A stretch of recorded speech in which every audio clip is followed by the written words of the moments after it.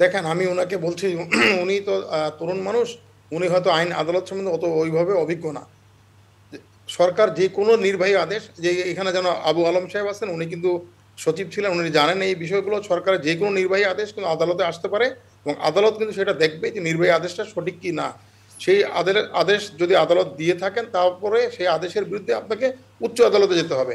কারণ উচ্চ আদালত আমাদের আপিল বিভাগ যেটা আছে, আপিল বিভাগে যদি কোনো বলেন ওনারা, আমি কিন্তু এটা বলি নাই যে আপিল বিভাগের আদেশের পরে শেষ হওয়ার পরে ওনারা নির্বাহী আদেশ দিবেন।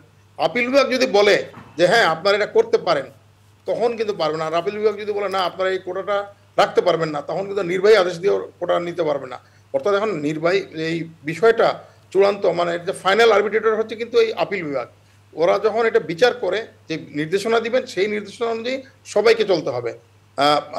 আমাদের যে নির্বাহী বিভাগকেও চলতে হবে, অন্য সকল নাগরিককেও চলতে হবে। কারণ আমাদের যে সংবিধানের 111 ধারা অনুযায়ী সুপ্রিম কোর্টের আদেশটাকে সকলেই মান্য করতে হবে, সকল নির্বাহী বিভাগকে, অন্যান্য সবাইকেই মেনে চলতে হবে। সেই ক্ষেত্রে আমাদেরকে অপেক্ষা করতে হবে ওই পর্যন্ত। আর উনি যেটা বলছেন যে 4 সপ্তাহ পরে, 4 সপ্তাহ পরে বিচার হবে, 4 সপ্তাহ না, পরে সেই আমিনুদ্দিন খান, সেই অপেক্ষায় তো ভয় আছে। তার কথা যে অপেক্ষা করতে গেলে আপনি যদি শুনুন, ভয়ের, তাহলে তো আপনি ভয় থাকবে কেন? আপনাকে কেন ভয় থাকতে হবে? তো ওনাদের বক্তব্যগুলো তো কোর্টে আসতে বলতে পারবেন। আদালত তো কালকে ওনাদেরকে বলে দিয়েছেন যে আপনাদের যদি কারো যদি কোনো বক্তব্য থাকে, ছাত্রদের কিছু বলতে চান, তারা সরাসরি বলতে পারবেন, তাদের আইনজীবীর মাধ্যমে বলতে পারবেন। তো তারা যদি এটা না মনে করে, তারা নিজেরা ঘরে বসে বলে না আমরা ভয় পাচ্ছি ভয় পাচ্ছি, আদালত তো আইন অনুযায়ী বিচার করবে।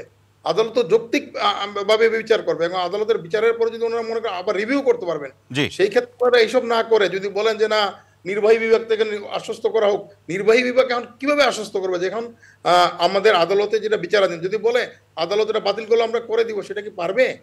সেটা কি করার আইনগত অধিকার আছে জি, কারো? আমিনুদ্দিন আমাদের সাথেই থাকুন, আরো আলোচনা শুনবো।